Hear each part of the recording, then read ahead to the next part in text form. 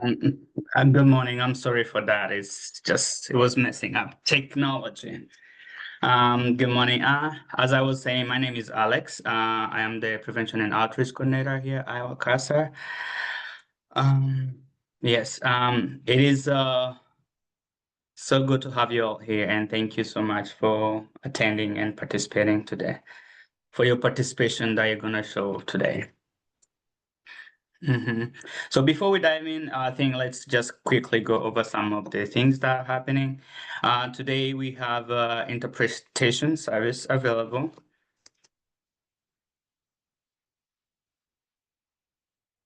So if you requested interpretation for ASL interpretation, you can go to the globe icon where interpretation is noticed, and then click here and select your American Sign Language, and then you'll be able to access that. And the other part is Iowa CASA, to help encourage mostly participation and uphold privacy, will not admit any AI, not taker. If you're here and you're using AIs, very soon we'll be screening through, and then we can reject any admission that was added as an AI. And then also to make sure that everyone we have access to caption in English. If you select a caption, these are not transcribed, so they won't be recorded after. They might not be sent as, but the recording will have everything. So thank you. Okay.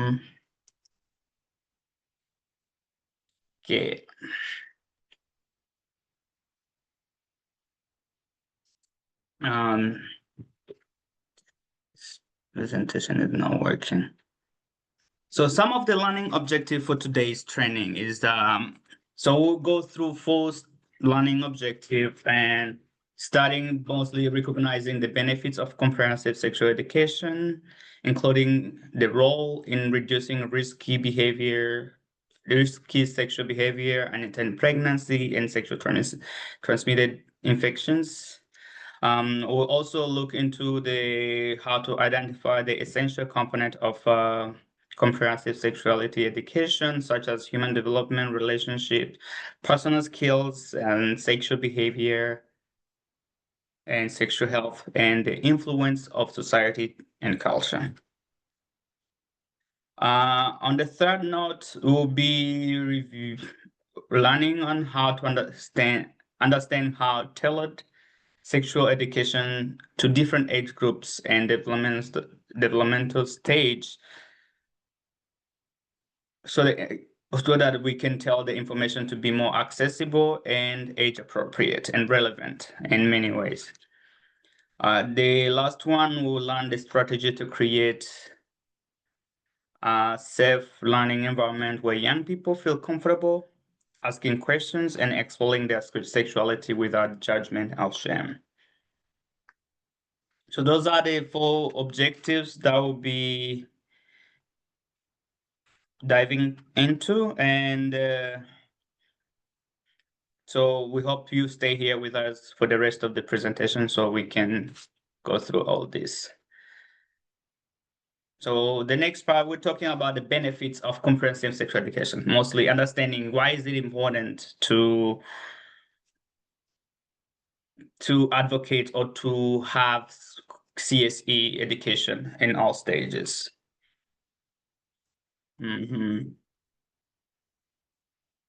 So these are some of the statistics to consider, mostly like the studies that have shown that the reduced unintended pregnancy on the aspect, teens receiving comprehensive sexuality education are 50% less likely to experience unintended pregnancy than those who with abstinence-only education. So you can understand being informed comes with knowledge. And then there's a high STI rates among youth. So when you go on the statistics, the youth aged 15 to 24 account for half of the new STI cases, emphasizing the needs of the education that we have today. So when you say we have 100 cases, like last year in Iowa, we had 113 cases. some 100 over 100 cases of syphilis. Most of the people who had the syphilis, over 50% of them were young people counting. So that's why we emphasize on advocating for this comprehensive sexuality education as we go into advocacy and activism. Thanks. Continuing, so on the other information to consider like is that there's an improved research, like a proven research that comprehensive sexuality education promotes delayed sexual initiation and increase the use of condom and contraceptives among teens. So these are the studies that were done among, like you can see at the attached link here. So this study shows that over 53% of the youth, the schools that they were done into were delaying sexual, they were 4% less likely to engage in sexuality behavior than the people who has abstinence only. And when they got to engage in sexuality behavior, they use contraceptives, as it is like the use of condom and everything. And the other part is that we talk about the communication gap with adults. So only 57% of the youth feel comfortable discussing sexual health or their sexuality with any adult, highlighting educators. Yeah. So when we talk about this, is that some of the educators, some of the people that contact with young people, we don't get to see them engaging with young people as they're supposed to, because young people are not really comfortable or don't feel like acceptable to discuss with their situations or what they're going through with the adult that they have. So let's keep going. So what is comprehensive sexuality education? And how is it important? Let's talk about it. So the teaching about cognitive, emotional, and social interaction and the physical aspect of sexuality. So when we talk about comprehensive sexual behavior, sexuality education, we are talking about the teaching of from the emotional, the physical aspect, the social interaction, and all the above. So that means it's not just a limited aspect of the education. So we're not limiting what we educate people about. So and then when does it start? It's something that we train people to. It's not something that becomes appropriate when kids are already teenagers and doing sex. It's appropriate to start from birth, when they're born, teaching them and then to when they're experiencing their first adulthood experience, like they're engaging in a romantic relationship or anything like that, or forming the first friendship, and how does that go?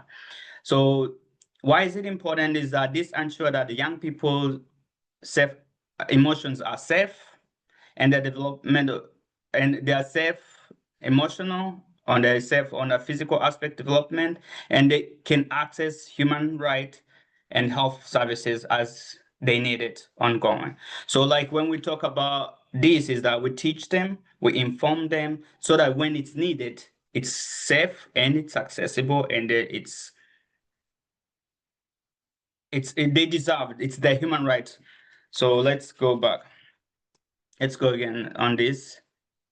So these are the 6 components. Like when we talk about 6 components of comprehensive sexuality education, these are the things that are mostly educated about in schools, in spaces where young people go to sometimes. So the biology aspect of it is the human development that every teacher has to go through. Like every student learn about their body anatomy, puberty, reproduction, and body image. On the sexual behavior aspect, they talk about abstinence, safer sex, not really deep as they should, but they talk about it. And there's the sexual health component and then on the contraceptive, pregnancy, and STI prevention and treatment, which is really not much deep. We'll get to. But what does it constitute comprehensive? What makes comprehensive sexuality education for? It's this, adding these components like relationships. So that means that creating more like aspect to it, like a relationship. How do we form a relationship with family, friendship, love, dating, healthy communication on the relationship aspect.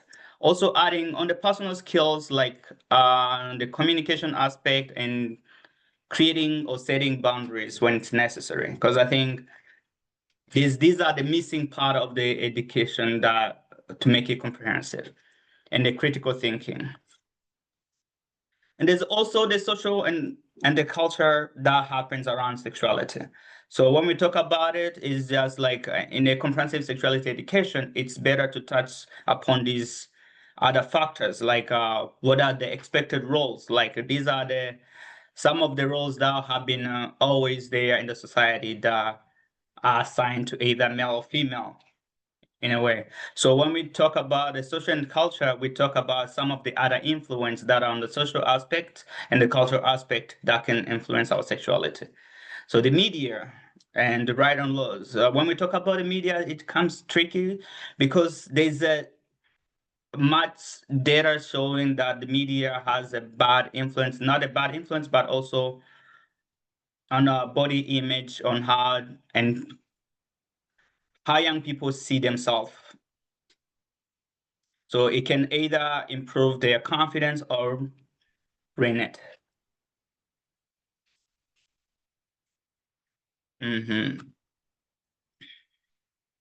It's good. So these are on the Iowa State aspect is that there has been ongoing changes, things being removed in education. So that means sex education is required. So young people learn about sex. They know the word vagina, they know all that. But and then it must be age appropriate or medically accurate and evidence based. So when that these are the state requirement, but some of the institutions instruction on healthy relationship is required along some instruction, not all of it. So when we talk uh, about healthy relationship, they don't dive deep. They are limited on what they can talk to, or any STI education. It's also limited. Also, recently, Iowa removed the HIV specific education. There's no requirement to teach about contraception or consent. There's none of the required on teaching any of these in Iowa. So what are we missing? So when we talk about what we're missing is that young people don't know what's really healthy relationship look like. And young people do not know how to set boundaries and consent and choices. They don't know how to do consent or make informed decision about their sexuality or how the society impacts or how the culture and impact in regards to their sexuality. What's the society think or the culture? How does it impact their sexuality overall? So these are the missing components. So since we don't have these, how does that affect our young people, mostly the young generations that we're raising that are going to be men and women of the day to come? Effect.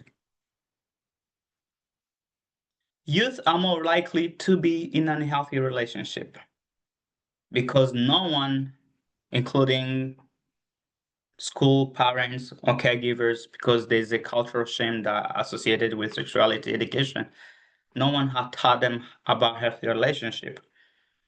So youth are more likely to engage in a harmful sexual behavior.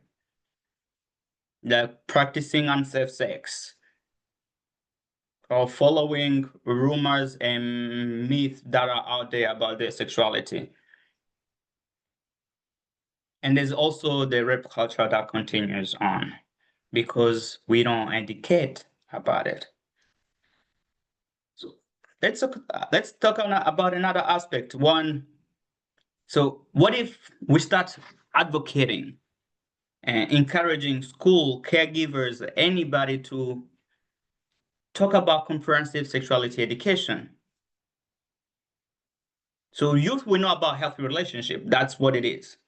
There's an understanding about healthy relationship because we're advocating for it, and then we're influencing changes, and we're advocating for people to adopt the education about sexuality education. They will learn how to set boundaries. They will learn about consent and choices in their sexuality.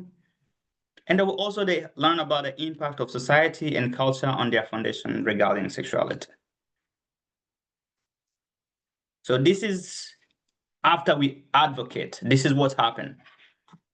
Youth are more likely to be in a healthy relationship. So because their decisions are very much more informed than they were before.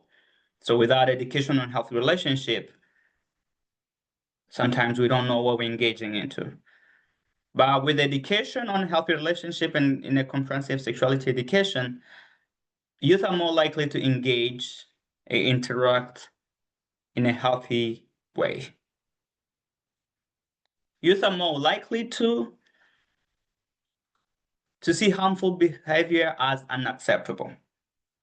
So any things related to sexual harassment, anything, youth are more likely to notice and deem them unacceptable before they even become a thing.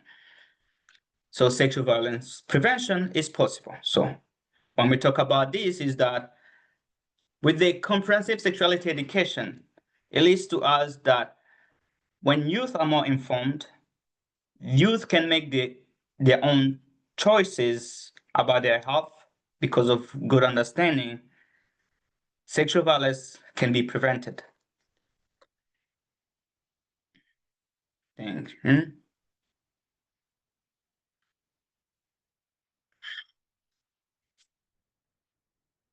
So let's talk about sexuality education,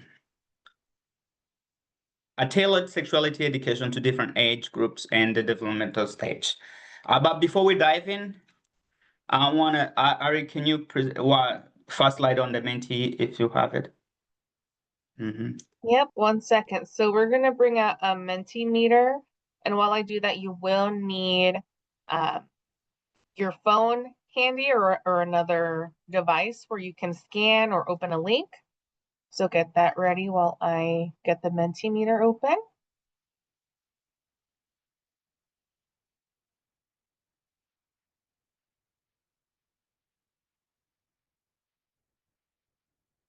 Okay, I'm going to put the link in the chat for you all. And if not, you can just go to menti.com and use the code on the screen, which is 86575057. If you have any issues, please let me know and I will help you directly.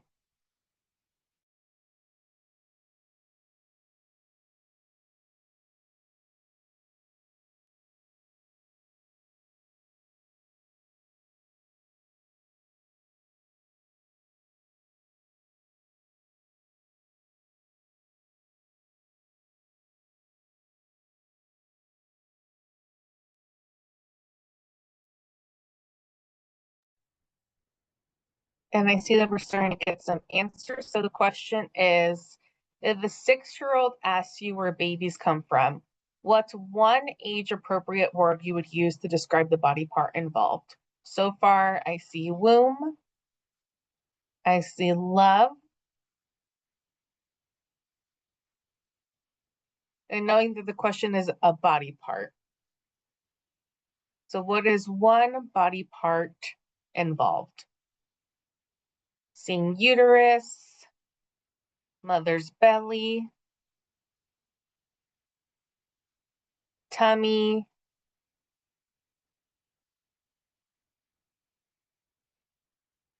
vagina, pee-pee. I see uterus, private.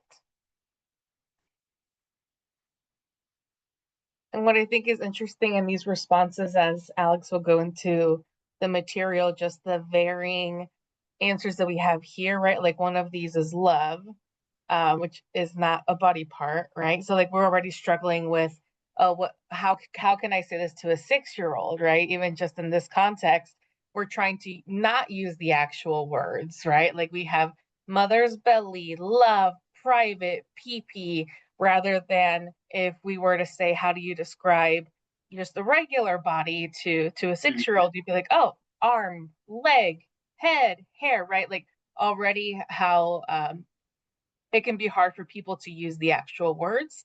And we will talk about the importance of using the actual body part names. But yeah, just something for you all to think about. Alex, do you want me to go to the next Mentimeter? No, not yet. Not yet. Thank you. Thank you so much all for participating. I think these are this is a representation of what's really happening out there. That's how we think. And guess what? We're considered experts sometimes, and we are considered more educated on the matter. So when we cannot really sometimes specify some of the things that are happening on the actual to a 6-year-old, what do we tell about a mother who has never really learned about comprehensive sexuality education? Because some of them they have never had anyone to ask about it and nothing. So this is the representation of what's happening. Our next question, let me bring back my presentation. Okay. The next question, you can put it in the chat.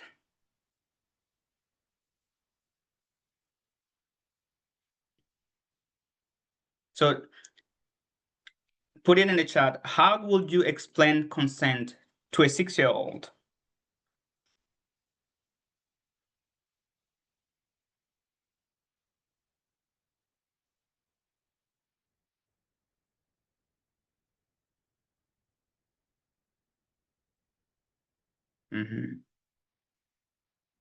Permission.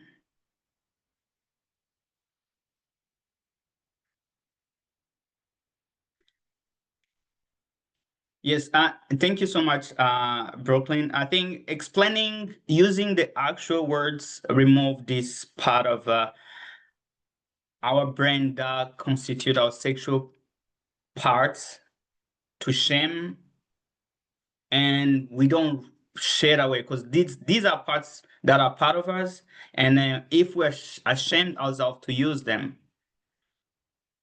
how can we expect anybody to talk about it or to grow understanding that sex at some point will be normal, or somehow, somewhere around the way, you might get an STI. You might need to know about these things. Huh? So the culture that shame sexuality or anything sexual creates this limitation along the way.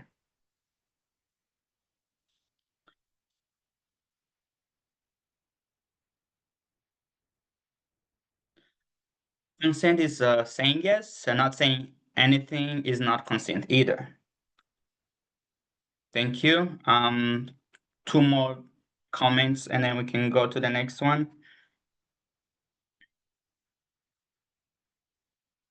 Yes, thank you, Nancy. Consent is when you give someone the permission to touch your body. Thank you.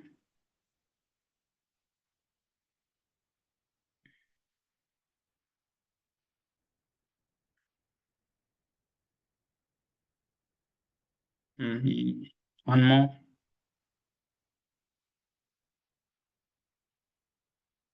It's okay. Same question again. If she feels uncomfortable with anything someone does, such as hugging or kissing, she has the right to say no, even to family members. Correct. Thank you so much.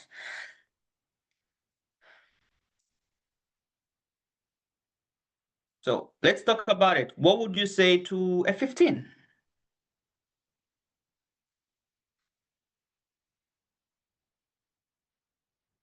How would you explain it to a 15 years old?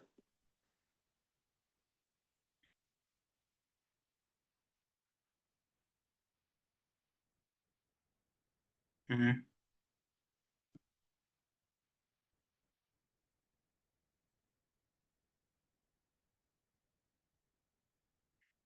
Yes, that applies to everyone, both boys and girls.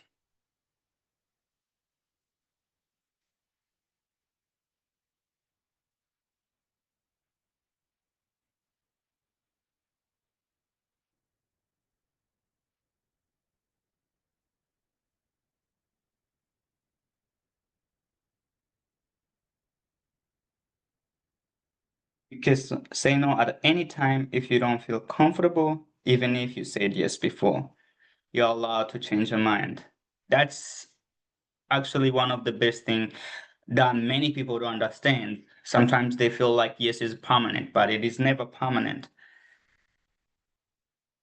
Consent is an ongoing action.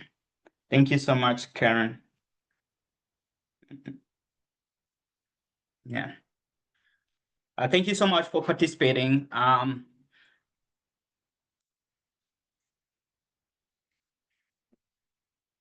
So on the human developmental stage, I think these are the important things that we really, on the sexuality education part, is that no age is too young to talk about all these things.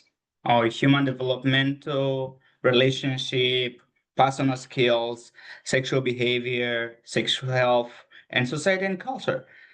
The moment a person, you can, I don't know, like education can start as young so that they grow into it.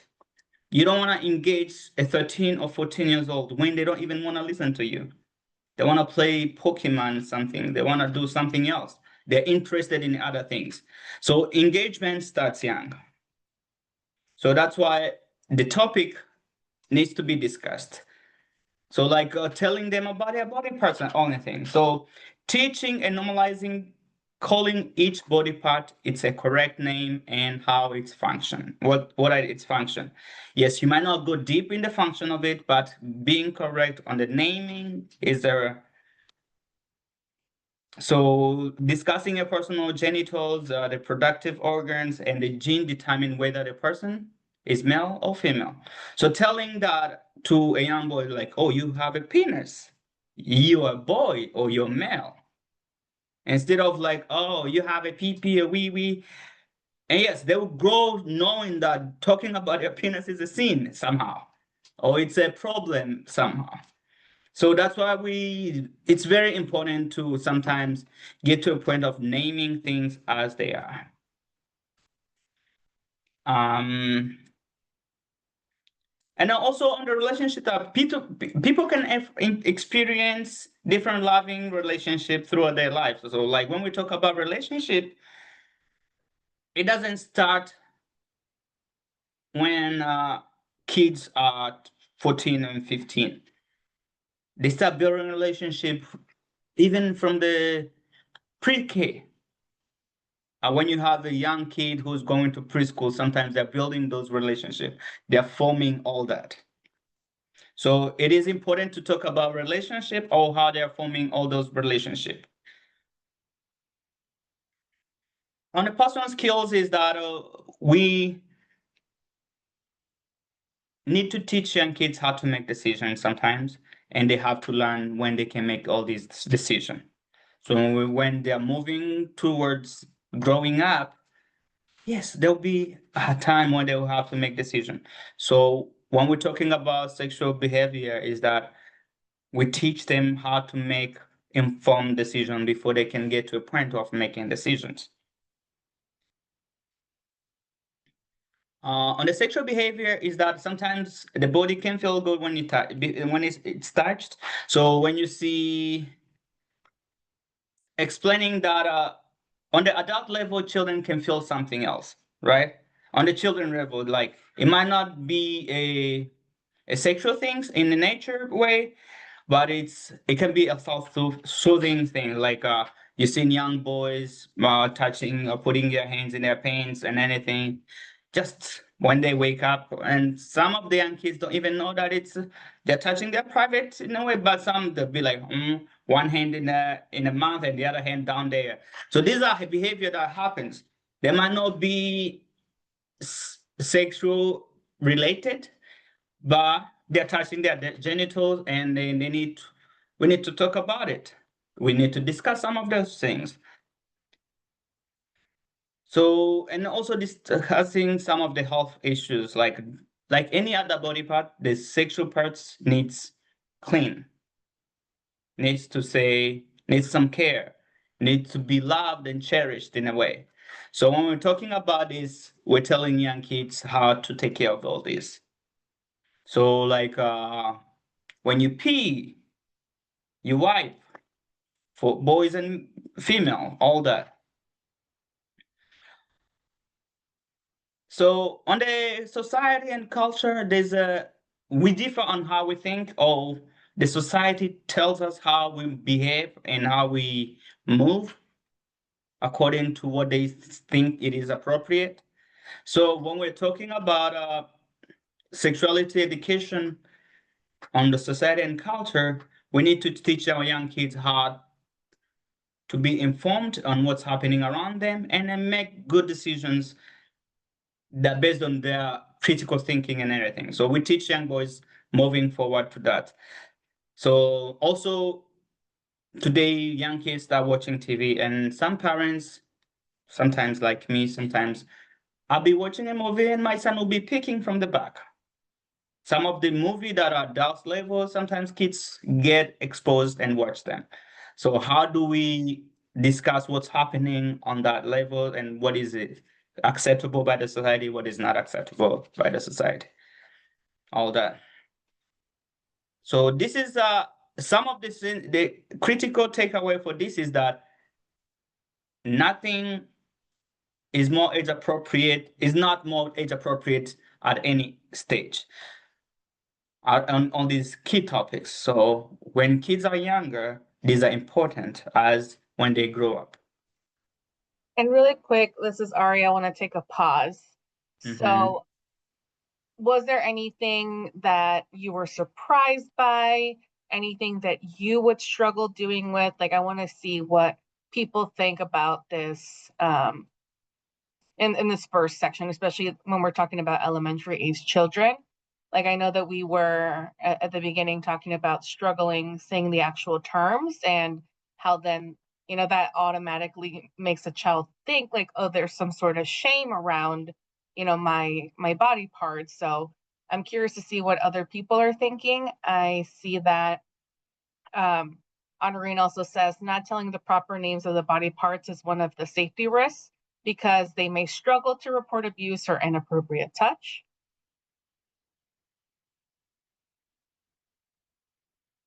What else? Like, I know that touching body parts was mentioned.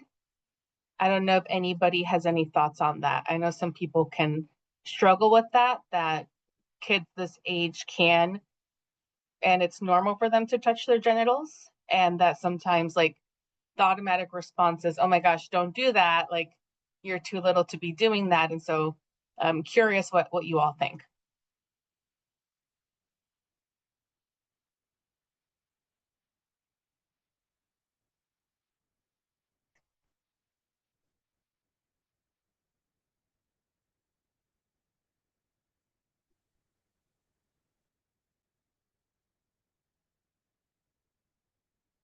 So to reframe, is there anything in this age group that surprised you or that you would struggle with doing?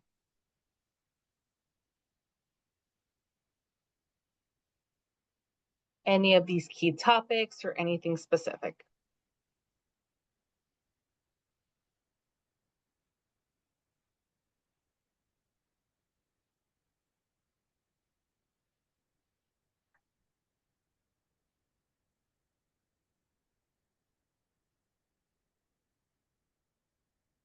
Okay, I see a comment. Thank you for the reminder that being sexual is part of being a healthy human being, and the silence and shame with younger ages is difficult to address with parents and guardians. Absolutely. Okay, hearing none, go ahead, Alex, with the next group. Thank you so much. I think as we transition to the next slide, I think Ari, can you bring up the Menti for the second page? Jamie said, once you start, where is it? Once you start teaching the proper names to younger children, of your body part is really not that difficult. They are surprisingly open to this. Thank you. I don't know if I read it correctly. My reading wasn't touching anything. Yeah. So, Menti.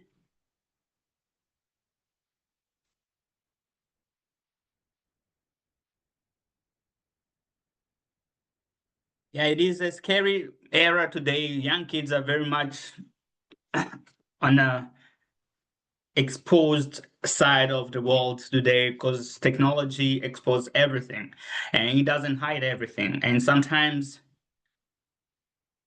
this create this isolated area for the young kids where they feel like, okay, now I know this much of information, but my parent never talked to me about it. My teacher never talked to me about it. And then it becomes a thing that scare them to talk about because they're like, okay, what if I bring it to mom and she doesn't like that I know about it because she never brought it before? And then that's a thing. And then it keeps going, and it's not really a healthy thing because the more they start hiding and the more they start being uncomfortable to speak up and talk with an adult, those creates barriers from now and ongoing. Ari, can you share the Menti on screen? Yeah, it says it's sharing. I don't see it. I don't. Can you all let me know if you can see the Mentimeter? Thumbs up. They can access it, but they cannot see it on shared screen. Can you? No. Oh, okay. I see Lauren say it cannot. Let me stop Mm. and share. 1 second, everybody. Mhm. Yes.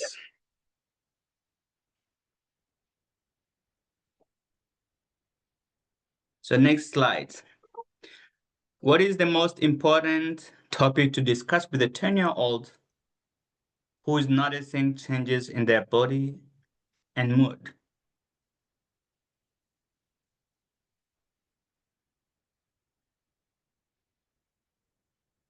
I see it's being overwhelmingly voted that the physical and emotional range of puberty. Yes, they're going through so much changes on this stage and going. I think discussing the physical changes that are happening and the emotional that comes with it is really important. Yeah, I appreciate it. Yeah. Anyone think differently? No. Okay. Thank you so much for participating on the Mentimeter side. We'll have two more slides and then we'll be done. But I will go back to the presentation. Mhm.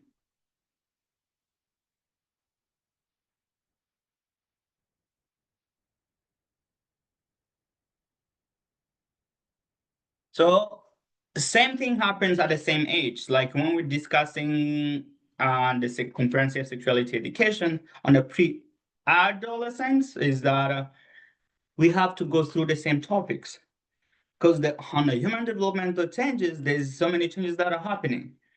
Initially, at the 4 to 8, we're discussing the naming, we're discussing sometimes what's happening, but on what will happen, but on this stage, things are happening to them.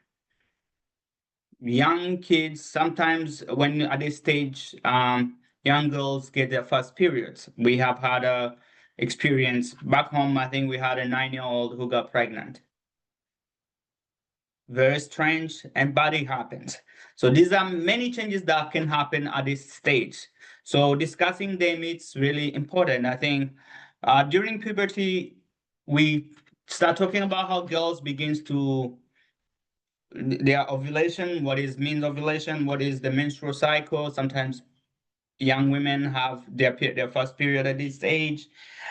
We talk about we go ongoing the earliest. I think boys can get the first ejaculation might be at is it they call them wet dream here. Quiro tiraho, I think same thing is in my Kinyarwanda aspect. um, Sometimes boys aged between 12 and 13 can do that, and 14. So it is important to discuss the changes that are happening to their body. At a young age, some boys can start having pubic hair, everything can start coming. So telling them that it is part of what is normal and it's part of what is acceptable. We have had so many movies, seen movies that a young female gets their first period and it's really a scary scenario. But they need to understand that it is part of what will happen eventually. So talking to them and calming that the situation they're having from a panic level to a normal level is a best thing that you can do. And sometimes they go through this and they can be shamed in other public area like schools and everything. So to avoid your girl being shamed is that it's important to discuss with them so they understand that even for their friends, it might not be today, tomorrow it can happen. So it's a normal thing to happen and how to behave in when these things happen. Also, is that it is important also to discuss some of the relationship aspect because at this stage, these young kids are having some of the intimate moment with their friends, sleepovers with their best friends, with their neighbor kids, pajama night, whatever they're calling it. So these are the stage where they are forming what actually can be seen as a circle friendship in the future. So they are engaging, they are forming crucial friendship within their friends and everything.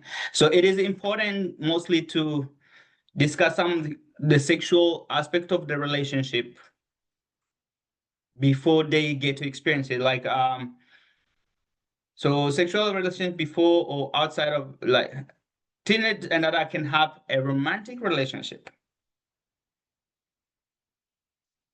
It is good to get to know someone before establishing those relationships, like discussing some of those component. Other than, oh, it happened, we were playing and this happened. So discussing some of this at the early age, at this age, is just like, it helps them to understand that there gotta be a choice to be made before you engage. There gotta be a way to decide what's gonna happen or before you even think about having a relationship or being sexually with someone, it gotta be a decision to be made. So teaching them on the relationships aspect, we're teaching them what's healthy, um,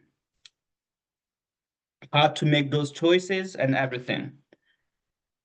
And then Same as sorry, real yes. quick, Alex. And also just that different cultures and religions might have different opinions because especially if their friends come from different backgrounds, there might Mm-hmm, be of the, oh, is my understanding wrong or is their understanding wrong?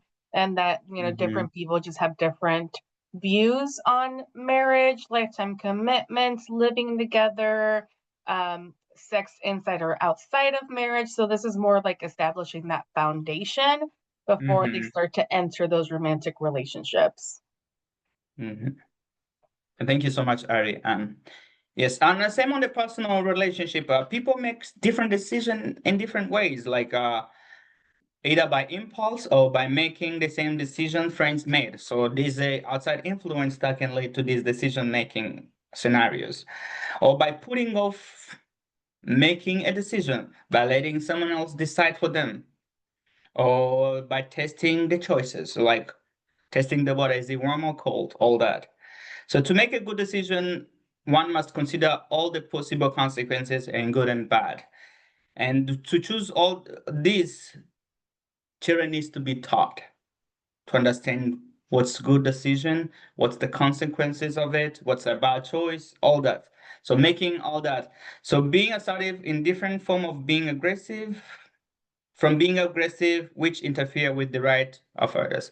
So like I think also the other part is that they need to understand that yes, there's a choice to be made, and then also there's a consent part on the aspect of it. Like when you made a choice, doesn't mean your friend has to make the same choice as you. So like instead of refraining from also trying to make your friend make choices that they didn't choose to make, also controlling how they can help others too, because I think this will help them on the way. And also we talk about the sexual behavior, like talking to parents or other trusted adult about sexuality can be helpful. So masturbation is often the first way that a person or young kid or another person can experience sexual pleasure. But there are some boys and girls that never really masturbate, and some family and religion and culture believe that masturbation is wrong. So like these are the influence that comes from outside that tells people things that are happening, but children are not physically or emotionally ready to for sexual intercourse and other sexual behavior. When we talk about the human being natural and physical responses to sexual stimulation, is that yes, this is a masturbation stage that happens.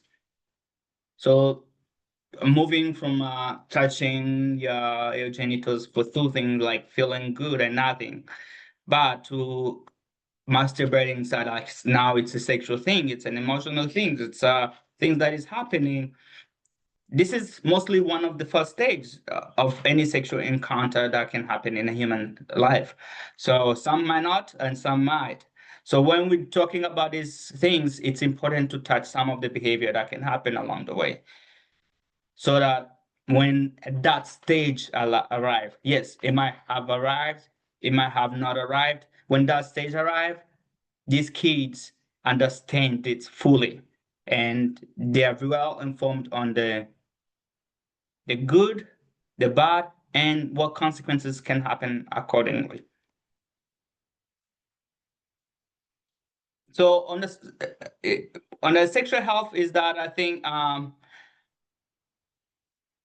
we focus on the cleanliness and the healthy part by staying clean.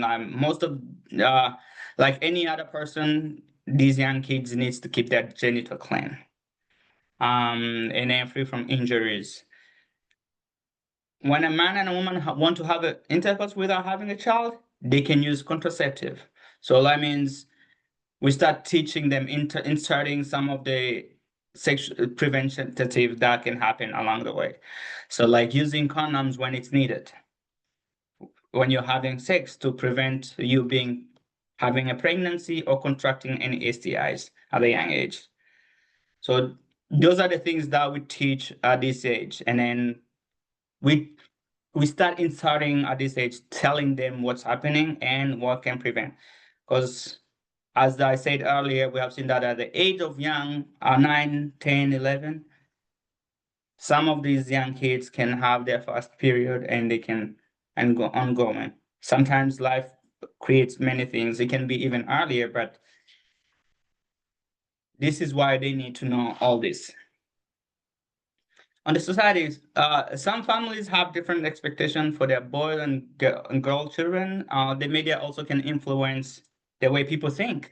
So, like that's what I said earlier, is that media tells people things that they might not have been ready for. But that's why we try to engage these young kids at a young age to make sure that they are fully aware of what's happening.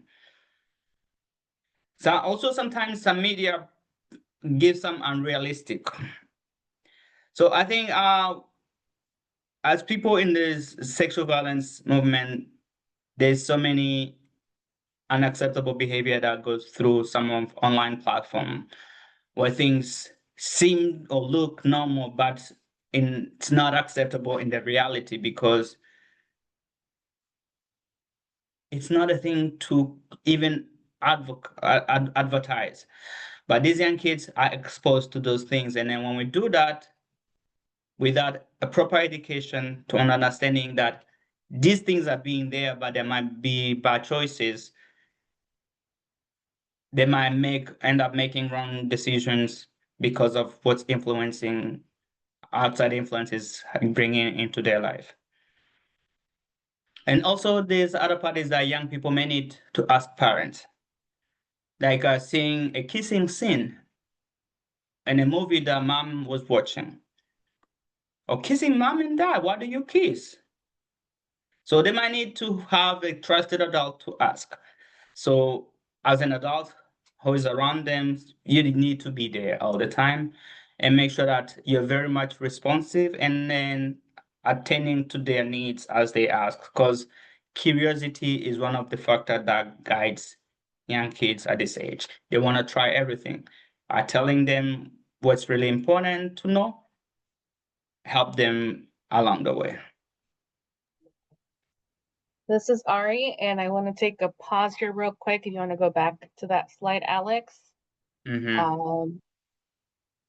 Of again, like what are some initial takeaways that you have here? Anything that maybe you were surprised that is mentioned? Anything that you can see the importance of mentioning? Like I'll talk on this while I have some of you put your thoughts in the chat. Like I'm thinking, for instance, like society and culture, right? Like this is the age when your body might start to change. And you want to be like everybody else around you, right? Like right now, I know there's a lot of talk on social media about how celebrities are getting like really, really, really skinny, and it's almost becoming the expectation in Hollywood. And so then if you have this age category looking at that and being like, oh, this is what is seen as beauty, what is seen as the standard, then there can be some of the impacts that they might not be aware of, than telling them like, actually, you know what, this, like, you know, they might be very, very thin, but that's not how people should look, or the expected way to look. Like they're doing this because it's, you know, their job, but really that's not a, you know, a healthy way to look. Like especially as your body changes, there's going to be a lot of different things of the way your body develops. Some kids may develop very early. Like I have a cousin who's like 6 foot something and he's like 12 years old, right? And then there's other kids who might develop a little bit late, and that's okay, because there can be shame on both ends of that, where maybe you develop a little bit like sooner than others or a little bit later. And I see a chat saying importance of being honest with kids while maintaining appropriateness regarding age. Yeah, like what Alex was saying, there's not a point where you can start to talk about these things.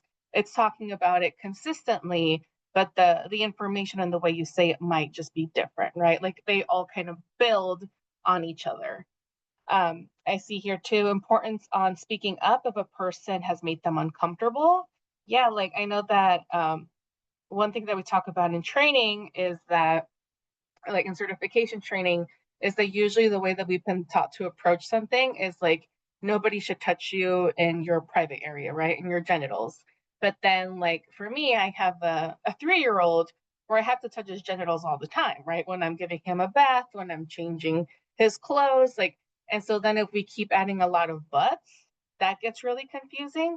So it's more of like the nobody should tell you to keep a secret about your body, or a secret in general, right? Like the difference between a surprise and a secret, where a secret never has to come out. It's always just between certain people, versus a surprise. It's like that person will find out. Like for now, it's a surprise, right? We're going to have a surprise party with the gift. Like it will come out, versus it just being that between two people, and how that can apply to someone making them uncomfortable. And it has a lot less buts than saying, oh, nobody should touch you except these people, and then as if those people cannot, you know, sexually abuse them. So just something, food for thought there.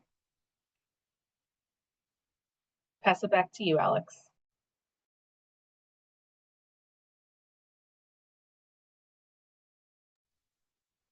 Thank you, Ari. Thank you for sharing some of that.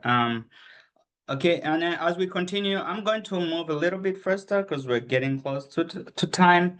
On this age, I think the which I call early adolescent is that I think we need to focus more on the relationship and consent and some of the risk.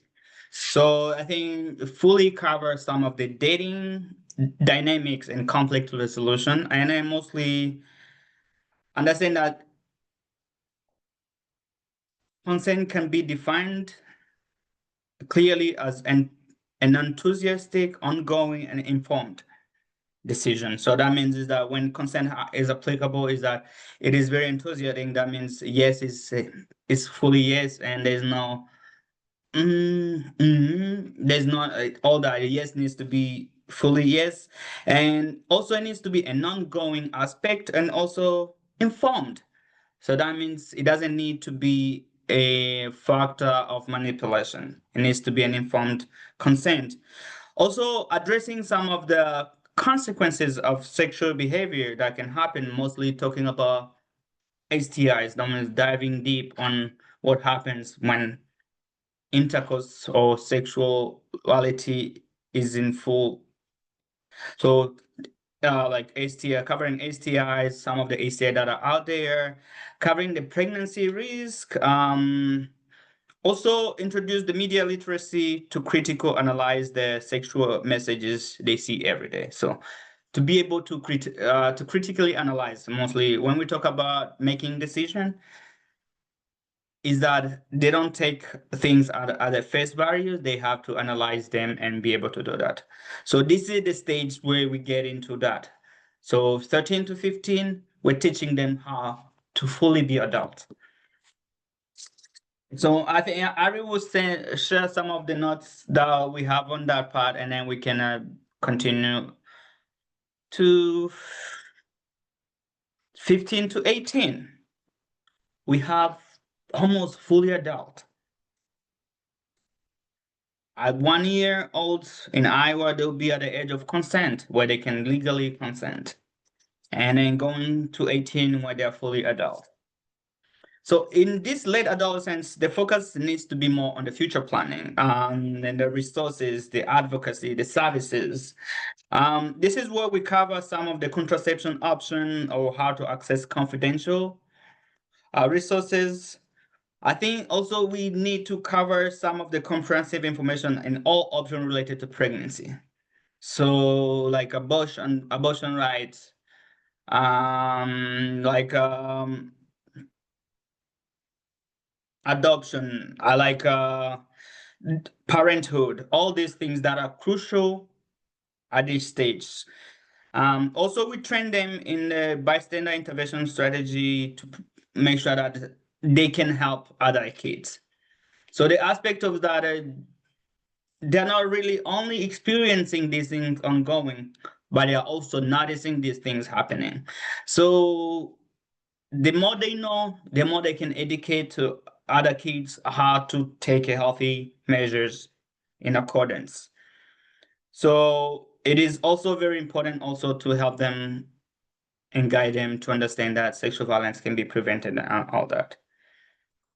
Ari, if you have anything to add in these two before I go to the next? Yeah, that was a lot. So I just want to give a second, right? So just a very quick recap of the human development part is expanding on what you've already talked about in the previous ages, but also of like the possibility of that some people are born intersex so that they have both genital parts, right? Like explanation that there are people that experience that, right? Building on that human development. This can be even when you start to talk about hormone influence growth and how it affects the sexual and reproductive functions, how a woman's ability to reproduce ceases after menopause, whereas men can usually reproduce the rest of his life. Like some of those differences that people usually don't talk about until maybe you're starting to hit premenopause, and even then it feels kind of tabooish to mention. In relationships, the expanding of that, you might be in a relationship and it might involve sexual intimacy, it might not. Some do, some don't. Um, Ending relationships, how that can be difficult and painful, sometimes necessary. And also just talking about, again, future things. So maybe they start to think about their morals and where they want to go in life, and maybe they don't see parenthood in that future, and how that's okay, that society makes it the norm of like you get married, you have your kids, right? And maybe that's not what they want, and that's okay. So some of those topics there, and adding into that, this is when their personal like values can really start to separate from their families, so that Mhm. it can be hard when your family's values and your values are different, and that your actions ultimately should align with your values, and how sometimes that can be hard for parents and caregivers. um, just that also, um, sorry, continuing on good communication. So especially if they're already in romantic relationships, that they should talk about things that they like, things that they don't like. They should check in. There is this check-in that I can post in the chat by RBCC that talks about just like a relationship check-in, making those normal and expected. So again, I can put that here in the chat shortly. um, and also now, especially as we're seeing the growth of AI, that that human connection can't be replaced, right? Like it might seem easier to go to chat gbt to talk about your relationship, but that ultimately, like, that relationship with another person is important, and if you don't think you have someone like that, how can we get you to that place? um Also building on masturbation, that even if they are in a romantic relationship, they might still want to continue masturbating, and that's okay. It doesn't necessarily mean that because you're in a relationship, your masturbation stops, or vice versa. That you have your own sexual relationship with yourself, and you can have a sexual relationship with somebody else, and those things can be different. So just some very basic things here, in an overview. Mhm. Thank you so much, uh, Ari. I think I have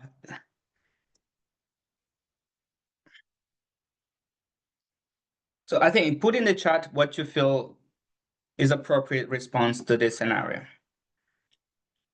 Just put a number. It's either 1, 2, 3, 4. So I think so the scenario says this: if a youth new partner asks for their social media password, saying, "If you really trust me, you will share it." What's healthy? Mostly, what's the healthiest response? Put in the chat any number. Yeah. 3.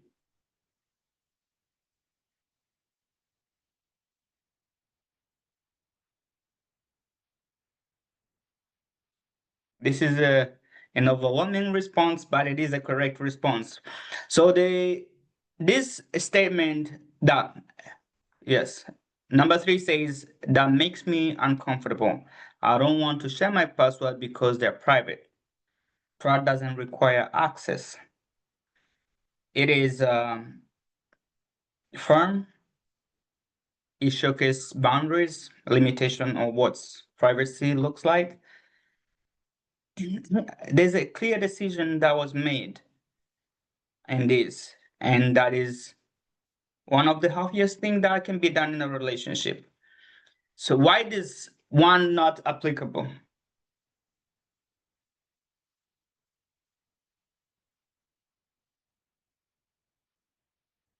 1, 2, okay, here it is, but please don't look at my private messages. Why is it not healthy?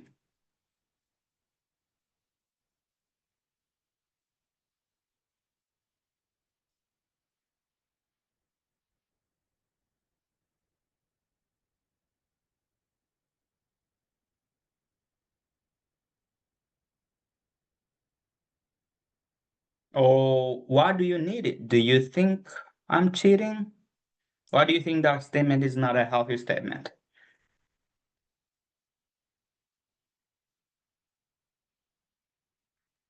I think it can lead to a confrontation. Mm-hmm. Yes. It feels like it's fueling confrontation or being defensive. It sounds very defensive. This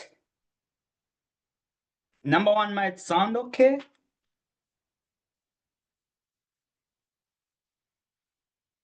but also might be avoided. Why give someone access if you don't want them to look through something? If you don't feel comfortable, you don't feel comfortable. So three is the most healthiest one. Also three is also avoiding. So that means it's just like pushing it to the back end and like, okay, I'll do it. I will do it later, not right now or anything. So these are not healthy scenarios where healthy relationship can be. Before we jump into the next section for the presentation, I think we need yes, a 5 minutes on the MNT, and then we can go through two slide on the Mentimeter, and then we can go from there. Thanks.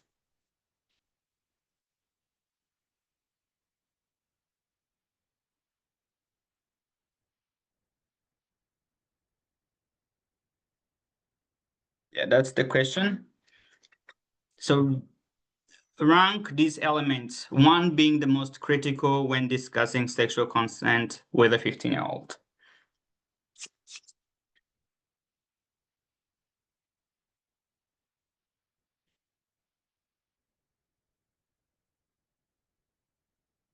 Which one can you put at the front of everything? What is the most critical one?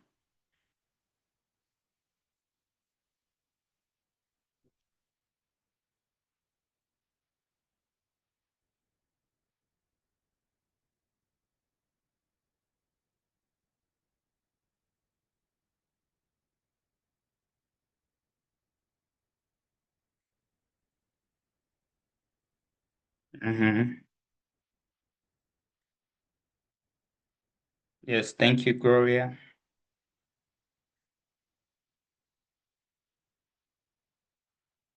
But the number won't be applicable because anything you select, it will rank them by the numbers, which one is number one. So just put a statement that feels correct to you, Gloria,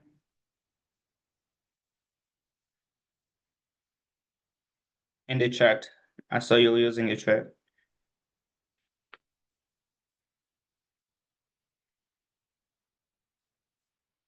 So today, I ran at this moment is that yes, consent it must be an ongoing and can be withdrawn anytime. This is the most critical things that many people don't understand. Because I can say yes when I felt like it was right to say yes at the moment. In the middle, I can feel like it's not right. And then I can change my mind. So it is okay to change your mind. It is okay. So that's why consent is it might be an ongoing process. It is something that happens before, during, through the whole process. Consent needs to be an ongoing effort. And as it can be changed or withdrawn at any time in the discussion. Also, this three it doesn't make in them any less critical, but they're also critical. Like, yes, you must consent when you're sober. So without having your mind needs to be intact to be able to consent. Also, consent need to be enthusiastic. It needs to be a yes, a full yes, a big yes, or a big no. No, maybe, no, I don't know, no silence. It needs to be a full yes to yes. Thank you, Ari. Can you go to the next slide? Yeah, this is Ari, and I want to also talk on this too, how like all of these are critical in different ways, right? It's almost like a trick question because, like, yes, the consent can be withdrawn at any time. And also, when can you give consent, right? Like, you can't give consent when you are under the influence, when you're under the age of consent.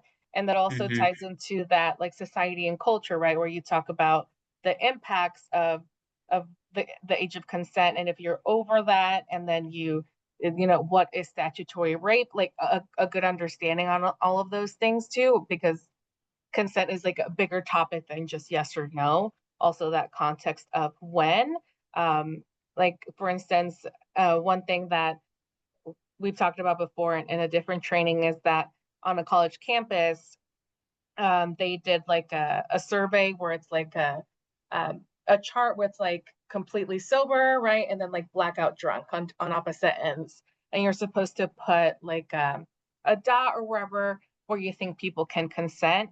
And there was a lot of people who put stickers on like the blackout drunk. So like that, like you would expect it all to be up here in the sober, Mm-hmm. of like sober, and then just and not seeing other stickers below. But the fact that a lot of people put it in blackout drunk, like you can still consent, you can still say yes enthusiastically, but it's like, oh no wait, like when somebody is under the influence of drugs or alcohol, they actually cannot consent. So normalizing those conversations too.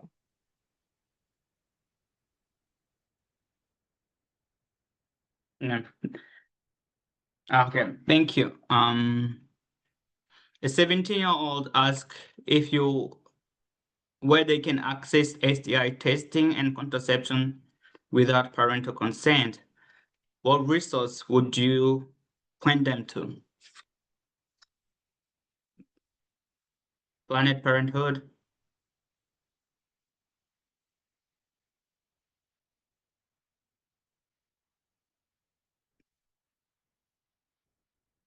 Emma Goldman? I don't know who that is, but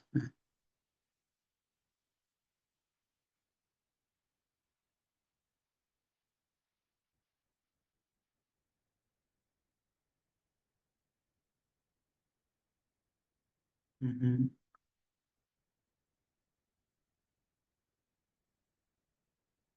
Any other resources? Yes, Planet Parenthood again.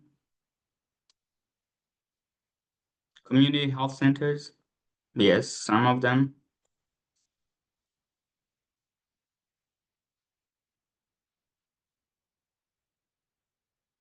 And this is Ari also when referring to services, like letting them know actually in Iowa, minors have the legal right to receive STI testing and contraception without parental consent, so that this isn't something that they have to be afraid of telling their parent or getting somebody else to get it for them. Like this is something that they have the legal right to receive. Yes, the health department. So like here in Des Moines, we have Polk County Health Department that has free STI testing. We also have the primary health care that has free STI testing. There's so many other places that you can suggest and people can have access to these services. Thank you so much. Going to go through our next section. Okay.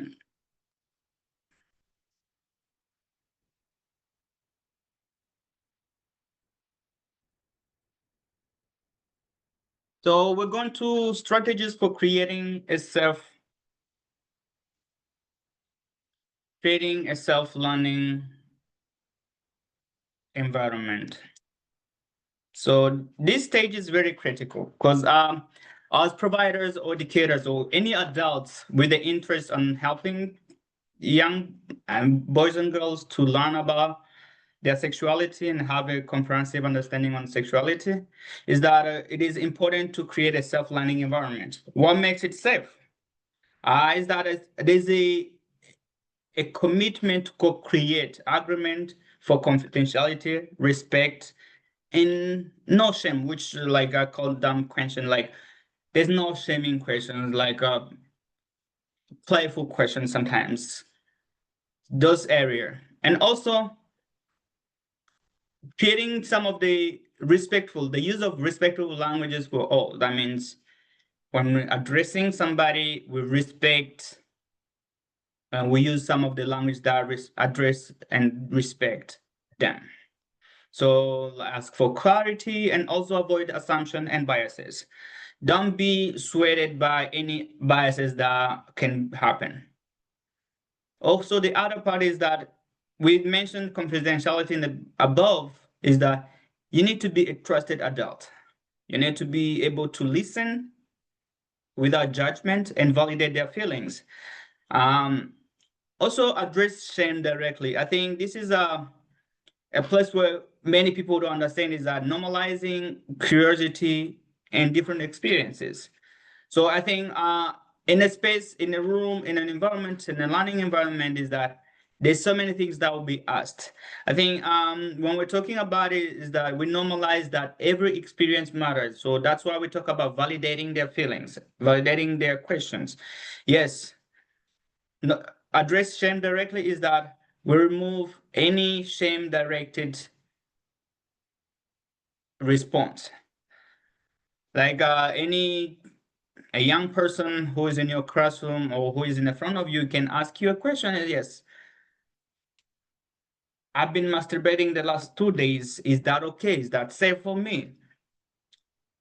Other kids might shame them, but make sure that you're addressing that directly so that it doesn't grow as a thing in the culture, which makes the environment more unsafe for kids who have their personal experience that they're going through.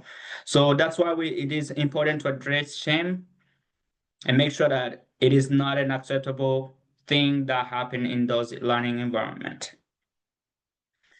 And also make sure that you're creating a safe space where these young kids can approach and talk to you if they need their privacy respected. So like when you're talking to them is that, yes, there's a way they can ask questions in the public, but there's also a way they can ask questions to you directly. That's why we emphasize on being a trusted adult. Thank you. So how do you be an askable adult? Ari and Kilimari run some training on this sometimes, yes. But how do we become a trusted adult? So we focus on building trust and affirming relationship by being accessible and affirming. So that means this is like we create environment where we build trust, but also validating the feelings and emotions and questions that are coming through that environment. Also, we commit to caring communication. So that means we give our full attention and refrain from nurturing instinct. So when a kid come to you about them suspecting that they might be pregnant, it is not a time to lecture them about the use of condom. Why didn't you stop? Why did you have sex? No, it is not that time. It is time to listen and be attentive to their needs. Also, the other part that is very important to be an askable adult is being a curious advocate. So this part is that you navigate with them, you work with them, you go along with them, navigate the conversation. You do not dictate how the conversation goes. You focus on curiosity to understand the situation rather than giving immediate solutions. So that means you refrain from your parenting or your adulthood mentality to tell them what to do, other than you focus on listening to understand what's happening so that you can give them a correct solution. Thank you. So we go some of the some of the learning sites and some of the other resources that we have, and that will be shared with you. So this is a sexuality education for social change. This is a website that provides some of the guide and the enthusiastic information about how you can educate young kids for social change. So this, I think, Eric, can you can you share the site on the chat? And then we also have Eyes Open Iowa. So they provide sexual health education here in Iowa. If you want to access or to reach them, they can also provide training to your agency, to your young people if you need them. They provide the resources, they provide some of the curriculum. So they have also trained some in very different schools.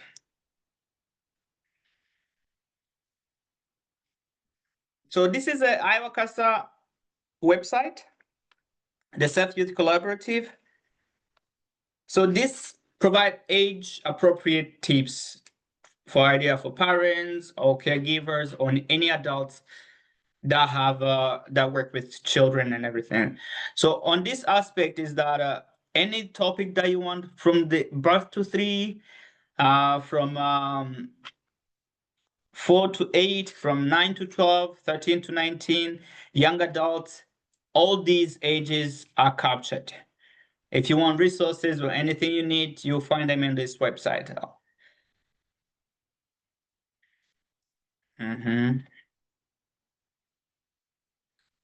So a reminder that Iowa CASA has a learning library that can be accessible through Iowa CASA Learning Library on the website. If you in need of any materials, you go on that website and you can check and be able to access some of the content. We have book like Raise a Boy, like all that. I think we have so many books that can help and facilitate some of your adventure in helping kids and young people. Yes. The last one is love and respect. Nothing can go wrong sometimes when we're learning about healthy relationship. And so this is a last website that also provides some of the information tools for teaching about healthy relationship and social skills and everything. And it's done. Any question?